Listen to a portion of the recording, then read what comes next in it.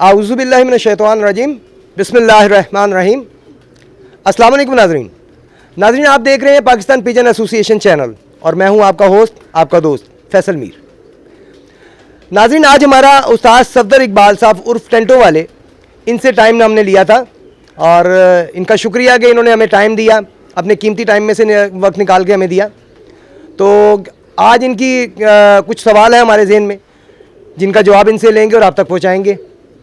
उस्ताद सफदर इकबाल जो कि किसी तारुफ के मोहताज नहीं है, कबूतरबाजी में शायद ही कोई ऐसा होगा जो इन्हें ना जानता हो। पाकिस्तान में, पाकिस्तान से बाहर माशाल्लाह पूरी दुनिया में इनका नाम है। तो आइए आज इनकी प्यारी प्यारी बातों से महसूस होते हैं। अस्सलाम वालेकुम उस्ताद जी। उस्ताद जी, कैसी तबीयत है आपकी? शुक्र अल्हम्दुलिल्लाह, शुक्र अल्हम्दुलिल्लाह। तुसी सुनाओ, ताड़ी तबीयत कैसी है? ताड़ी तबीयत कैसी है? जी अल्हम्दुलिल्लाह, शुक्र अल्हम्दुलिल्लाह। उस्ताद जी, ये कबूतरबाजी का शौक़ आपको कहाँ से शुरू हुआ? कबूतरबाजी का शौक बचपन तो ही है। मेरे तो बड़े भाई सन मेरे, तो उन्होंने शौक सी भाई भोला भट्ठे वाले, उन्होंने शौक सी। फिर वो इस तरह असी भी घर इकट्ठे रहने हैं, जॉइंट फैमिली सी तो इकट्ठे रहने सा, शौक शौक नाल रल करते रहे। वो आहिस्ता आहिस्ता जड़ा वो पक्का होंदा गया दिल च शौक, तो वही मुसलसल हुण तक शौक जारी है। सन 1960 की पैदाइश है, तो बाकी को हिसाब ला लो तुसीं। होश दे जदों मैं होश संभाली मेरे हथ कबूतर सी। माशाल्लाह माशाल्लाह, यानी कि फिर तो जद्दी पुश्ती कबूतरबाजी होगी ना जी। वो मतलब बड़े भाई से बड़े तो उतों मेरे भाई नूं शौक सी, उतों फिर सारे भरावां नूं शौक पिया। मतलब बड़े भाई से शुरू हुआ और आगे सबको शौक पड़ गया। बाकी कोई वालद साहब या कोई चाचे ताया नूं नहीं सी, सिर्फ भाई वड्डे नूं शौक सी। उतों आस्ता तो साढ़े सारे भरावां नूं शौक पै गया। तो ਉਹਦੇ ਵਿੱਚੋਂ मैं तो भाई पोला ही इस शौक ਨੂੰ बरकरार रखा, बाकी तीन भाई ਜਿਹੜੇ ने वो नहीं कर रहे शौक। अच्छा उस्ताद जी, उस्ताद भोला जो आपके बड़े भाई हैं, ये इनके बारे में बताएं कुछ, ये कि किन के शागिर्द हैं और इन्होंने कहाँ से कबूतरबाजी शुरू की? उस्ताद भोला भट्ठे वाले दे नाम तो मशहूर ने। ये बशीर खान साहब सांदे दिलावर खान साहब दे छोटे भाई सन, उन्हां दे शागिर्द ने बकायदा। तो बशीर खान साहब जड़े सी बहु शम्मद साहब दे शागिर्द सन, तो उन्होंने उस्ताद बनाया सी। तो ये उदों दे हुण तक उस पार्टी च शागिर्द ने, तो उस च ही रह रहे हैं, उस पार्टी च ही शौक कर रहे हैं। विच किछ अरसा गैप रहा, कोई 10-12 साल शौक बंद करता सी, इन्होंने बाहर चले गए सी।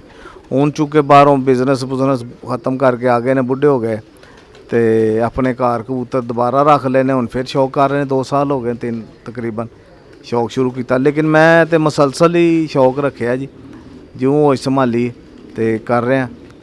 तो बड़ियां रुकावटां भी आईयां ने, तो मामला फिर भी ठीक रहा जी। अल्लाह का करम है, शुक्र अल्हम्दुलिल्लाह, शुक्र अल्हम्दुलिल्लाह।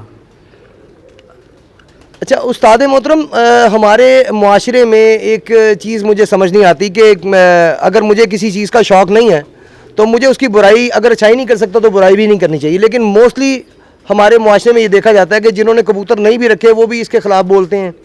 अगर किसी ने कबूतर रख लिए तो उसे उल्टे सीधे अलकाबात से नवाजा जाता है। इसके बारे में आप क्या कहेंगे? मीर साहब, ये आपने बहुत ही अच्छा सवाल किया और मुझे बहुत पसंद आया आपका ये सवाल। असल च गल हैगी है, मैं पंजाबी च करांगा जी मीर साहब। उर्दू च जोर ला के बोलना पैंदा मैनूं, क्योंकि पंजाबी हैं तो पंजाबी जी हैं, सारे समझते हैं माशाल्लाह। असल च मीर साहब तुसी बड़ा अच्छा सवाल किया, बड़ा बेहतरीन सवाल किया, मज़ा आ गया। ये सवाल कभी भी नहीं किसी ने मेरे नाल कीता या होर भी मैं नहीं सुनिया नैट ते। असल गल हैगी है कि जेड़े बच्चे ने कबूतर रख लेने, पढ़दा है तो वो पढ़दा है तो सही नहीं पढ़दा। माँ बाप नूं टेंशन ने कि इन्हें कबूतर रख के सारी दिहाड़ी कोठे ते चढ़िया रहिंदा ते महल्लेदारां दी झाती पैंदी है। वो असल च पिंड दा माहौल हुंदा है, या होर कोई जिस तरह भी कह लो शहर च भी, तो वो माँ बाप नूं अपनी इज्जत प्यारी हुंदी कि बच्चे दी वजह नाल साडे हमसाए या पड़ोसी की सोचणगे। वो इस नाते नाल ना वो कहंदे ने कि मुसीबत साडे बच्चे दे गल पै गई है, कबूतर रख ले छड्डदा नहीं। पर वो जिस उम्र च होवे मारदे कुटदे भी ने, कबूतर भी चुके माँ प्यो दे आंदे ने। वो फिर जिसले मौका लभदा है वो फिर रख लैंदे ने। असल च माँ प्यो की ख्वाहिश ही साडा बच्चा पढ़ लिखे तो कोई अफसर बन जाए, कोई आर्मी च चला जाए, डॉक्टर बन जाए, पायलट बन जाए, इंजीनियर बन जाए।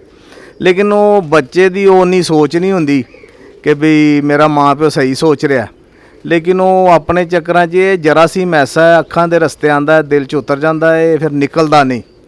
ਇਹ ਬੜਾ ਜ਼ਬਰਦਸਤ ਨਸ਼ਾ ਹੈ, ਨਹੀਂ ਖ਼ਤਮ ਹੁੰਦਾ, ਮਰਨ ਤੱਕ ਨਹੀਂ ਖ਼ਤਮ ਹੁੰਦਾ। ਹਰ ਨਸ਼ਾ ਖ਼ਤਮ ਹੋ ਜਾਂਦਾ, ਹਰ ਗੇਮ ਦਾ ਖਿਡਾਰੀ ਜਿਹੜਾ ਸ਼ੌਕ ਛੱਡ ਦਿੰਦਾ, ਕ੍ਰਿਕਟ ਵਾਲਾ ਕ੍ਰਿਕਟ ਛੱਡ ਦਿੰਦਾ, ਫੁੱਟਬਾਲ ਵਾਲਾ ਫੁੱਟਬਾਲ ਛੱਡ ਦਿੰਦਾ। ਲੇਕਿਨ ਇਹ ਜਿਹੜਾ ਜਿਹਨੂੰ ਸ਼ੌਕ ਪੈ ਜਾਂਦਾ ਉਹਦੇ ਖੂਨ 'ਚੋਂ ਨਹੀਂ ਨਿਕਲਦਾ। ਤੇ ਮਾਂ-ਬਾਪ ਮਹੱਲੇਦਾਰ ਇਸ ਲਈ ਕਿ ਉਹ ਸਾਰਾ ਦਿਨ ਉੱਤੇ ਚੜਿਆ ਰਹਿਣਾ, ਮਹੱਲੇਦਾਰਾਂ ਦੇ ਘਰਾਂ 'ਚ ਝਾਤੀਆਂ ਪੈਣੀਆਂ, ਉਹ ਵੀ ਤੰਗ, ਉਹਦੇ ਮਾਂ-ਬਾਪ ਦੀ ਵਜ੍ਹਾ ਨਾਲ ਚੁੱਪ ਪਰੇਸ਼ਾਨ ਤੇ ਹੁੰਦੇ ਨੇ ਜੀ। ਤੇ ਅਸਲ ਇਹ ਸ਼ੌਕ ਕਦੀਮ ਮਹਾਰਾਜਿਆਂ ਦਾ, ਬਾਦਸ਼ਾਹਾਂ ਦਾ ਸ਼ੌਕ ਸੀ। ਇਹ ਫਿਰ ਇੱਕ ਵਕਤ ਆਇਆ ਕਿ ਇਹ ਫਿਰ ਸ਼ੌਕ ਖਤਮ ਹੁੰਦੇ ਜਿਹੜੇ ਉਹਨਾਂ ਦੇ ਮੁਲਾਜ਼ਮ ਸਨ ਜਾਂ ਮਤਵਸਤ ਤਬਕੇ ਨੇ ਅਪਣਾ ਲਿਆ। ਇਹ ਸ਼ੌਕ ਅਰਸਾ ਦਰਾਜ਼ ਤੋਂ ਮਾੜੇ ਬੰਦੇ, ਕਮਜ਼ੋਰ ਫੈਮਲੀਆਂ ਦੇ ਬੱਚਿਆਂ ਨੂੰ ਸ਼ੌਕ ਪੈ ਗਿਆ, ਉਹਨਾਂ ਦੇ ਵੱਡਿਆਂ ਨੂੰ ਸ਼ੌਕ ਪੈ ਗਿਆ, ਤੇ ਮਤਵਸਤ ਤਬਕੇ ਨੂੰ ਅਕਸਰੀਅਤ ਸ਼ੌਕ ਸੀ। ਤੇ ਜਿਹੜੇ ਆਪਣਾ ਸਟੈਬਲਿਸ਼ ਜਾਂ ਪੜ੍ਹੇ ਲਿਖੇ ਬੰਦੇ ਸਨ ਜਾਂ ਹੋਰ, ਉਹਨਾਂ ਨੇ ਜ਼ੇਨ ਨਹੀਂ ਗਿਆ ਇੱਧਰ। ਹੁਣ ਚੂँਕਿ 4-5 ਸਾਲ ਤੋਂ ਮੀਡੀਆ ਨੇ ਜਿਹੜਾ ਸਿਸਟਮ ਚਲਾਇਆ, ਮੈਗਜ਼ੀਨ ਚੱਲੇ ਨੇ, ਆਪਣਾ ਵੀਡੀਓ ਨੈਟ ਤੇ ਆ ਰਹੀਆਂ, ਤਾਰਫ ਹੋ ਰਹੇ ਨੇ, ਮੀਡੀਆ ਨੇ ਸਾਨੂੰ ਅੱਛੇ ਤਰੀਕੇ ਨਾਲ ਪੇਸ਼ ਕੀਤਾ ਹੈ। ਫਿਰ ਇਹ ਜਿਹੜੇ ਕੱਪ ਉੱਡਦੇ ਨੇ, ਗਰੁੱਪ ਵਾਈਜ਼ ਕੱਪ ਉੱਡਦੇ ਨੇ, ਪੰਜਾਬ ਲੈਵਲ ਤੇ, ਲਾਹੌਰ ਲੈਵਲ ਤੇ ਪਾਕਿਸਤਾਨ ਲੈਵਲ ਤੇ, ਇਹਨਾਂ ਨੇ ਸਾਡੀ ਇਸ ਨੂੰ ਇੱਜ਼ਤ ਬਣਾਉਣ 'ਚ 4 ਚਾਂਦ ਲਾਏ ਨੇ। ਮੀਡੀਆ ਨੇ ਇਹਨਾਂ ਦਾ ਬੜੀ ਮਿਹਰਬਾਨੀ, ਸਾਰਿਆਂ ਦੀ ਬਹੁਤ ਸ਼ੁਕਰੀਆ ਕਿ ਇਹ ਅੱਛੇ ਲਫ਼ਜ਼ਾਂ 'ਚ ਹੀ ਸਾਨੂੰ, ਫਿਰ ਇਹਨਾਂ ਨੇ ਅੱਛੀ ਰਾਹ ਦਿਖਾਈ ਹੈ। ਫਿਰ ਕੱਪਾਂ 'ਚ ਲੜਾਈ ਕੋਈ ਨਹੀਂ, ਐਂਟਰੀ ਦਿਓ ਤੇ ਕੱਪ ਉੱਡਦਾ ਹੈ। ਉਹਦੇ ਵਿੱਚ ਇਨਾਮਾਤ ਦਿੱਤੇ ਜਾਂਦੇ ਨੇ, ਕੋਈ ਘਰੇਲੂ ਇਨਾਮਾਤ ਹੁੰਦੇ ਨੇ, ਕੋਈ ਦੂਸਰੇ ਤੀਸਰੇ, ਇਸ ਤਰ੍ਹਾਂ ਹੀ ਕੋਈ ਵਾਸ਼ਿੰਗ ਮਸ਼ੀਨਾਂ ਹੋ ਗਈਆਂ ਜਾਂ AC ਹੋ ਗਏ, ਟੈਲੀਫੋਨ ਹੋ ਗਏ, ਮੋਬਾਈਲ ਹੋ ਗਏ, TV ਹੋ ਗਏ, ਕੋਈ ਇਸ ਤਰ੍ਹਾਂ ਕੋਈ ਨਗਦ ਰਕਮ ਹੋ ਗਈ, ਨਾਲ ਟਰਾਫੀਆਂ ਹੋ ਗਈਆਂ, ਤੇ ਨਾਲ ਗੈਦਰਿੰਗ ਹੋ ਜਾਂਦੀ ਹੈ। ਇੱਕ ਤਫਰੀਹ ਦਾ ਬਹਾਨਾ ਹੈ, ਮਿਲ ਬੈਠਣ ਦਾ ਬਹਾਨਾ ਹੈ। ਤੇ ਇਹ ਸ਼ੌਕ ਜਿਹੜਾ ਹੈ ਬੜਾ ਅੱਛਾ ਸ਼ੌਕ ਹੈ, ਲੇਕਿਨ ਅਗਰ ਉਹਨੂੰ ਅੱਛੇ ਤਰੀਕੇ ਨਾਲ ਕੀਤਾ ਜਾਏ ਠੀਕ ਹੈ। ਬਚਪਨ 'ਚ ਮਸਲਾ ਬਣ ਜਾਂਦਾ, ਬਚਪਨ 'ਚ ਸ਼ੌਕ ਪੈ ਜਾਂਦਾ, ਬੱਚੇ ਨੂੰ ਜਾਂਦਾ ਨਹੀਂ ਜੀ। ਲੇਕਿਨ ਇੱਕ ਮੈਂ ਤੁਹਾਨੂੰ ਗੱਲ ਦੱਸ ਦਿਆਂ, ਮੈਂ ਬਾਹਰ ਰਿਹਾ ਇੱਧਰ ਉੱਧਰ ਵੀ, ਤੇ ਜਿਹੜੇ ਯੂਰਪ ਕੰਟਰੀਆਂ ਨੇ, ਉੱਥੇ ਜਿਹੜਾ ਬੱਚੇ ਨੂੰ ਸ਼ੌਕ ਪੈਂਦਾ ਨਾ, ਉਹਨੂੰ ਉਹਦਾ ਮਾਂ ਪਿਓ ਉਹਨੂੰ ਸਪੋਰਟ ਕਰਦਾ, ਚਾਹੇ ਕੁਛ ਵੀ ਹੈ। ਇਹ ਜ਼ਰੂਰੀ ਨਹੀਂ ਕਿ 50 ਬੱਚੇ ਨੇ ਜਾਂ ਇੱਕ ਫੈਮਿਲੀ ਦੇ ਸਕੂਲ 'ਚ ਕਲਾਸ 'ਚ ਜਾਂ ਇੱਕ ਘਰ 'ਚ 7 ਬੱਚੇ ਨੇ, 7 ਹੀ ਮਾਂ ਇੰਜੀਨੀਅਰ ਬਣਾ ਦੇਵੇ, ਪਾਇਲਟ ਬਣਾ ਦੇਵੇ ਜਾਂ ਜਰਨਲ ਕਰਨਾ ਬਣਾ, ਇਹ ਨਹੀਂ ਹੁੰਦਾ। ਇਹ ਹੁਕਮੇ ਰੱਬੀ ਹੈ, 5 ਉਂਗਲਾਂ ਹੱਥਾਂ ਦੀਆਂ ਇੱਕੋ ਜਿਹੀਆਂ ਨਹੀਂ ਹੈ। ਤੇ ਇਹਦੀ ਵਜ੍ਹਾ ਨਾਲ ਸਿਸਟਮ ਚੱਲਦਾ ਪਿਆ। ਇਹ ਸਾਡਾ ਪੁਰਾਣਾ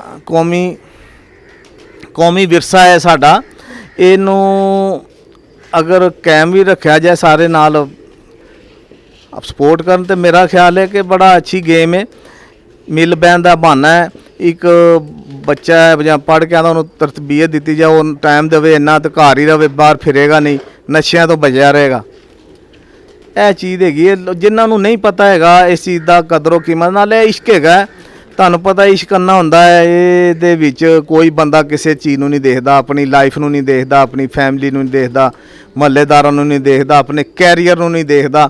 ਬਸ ਉਹ ਕਹਿੰਦਾ, ਤੁਹਾਨੂੰ ਪਤਾ ਇਸ਼ਕ ਦਾ ਕੋਈ ਵੀ ਦੇਖ ਲਓ, ਕਿਤੇ ਵੀ ਕਿਸੇ ਵੀ ਰੰਗ 'ਚ ਇਸ਼ਕ ਹੋਵੇ ਤੇ ਉਹਦੇ ਵਿੱਚ ਕੋਈ ਵੀ ਨਹੀਂ ਕਿਸੇ ਨੂੰ ਉਹਨੂੰ ਕੋਈ ਬੰਦਾ ਮਨਾ ਸਕਦਾ ਵੀ ਇੰਜ ਨਹੀਂ, ਇੱਧਰ ਨਹੀਂ ਜਾਣਾ, ਇੱਧਰ ਨਹੀਂ ਕਰਨਾ।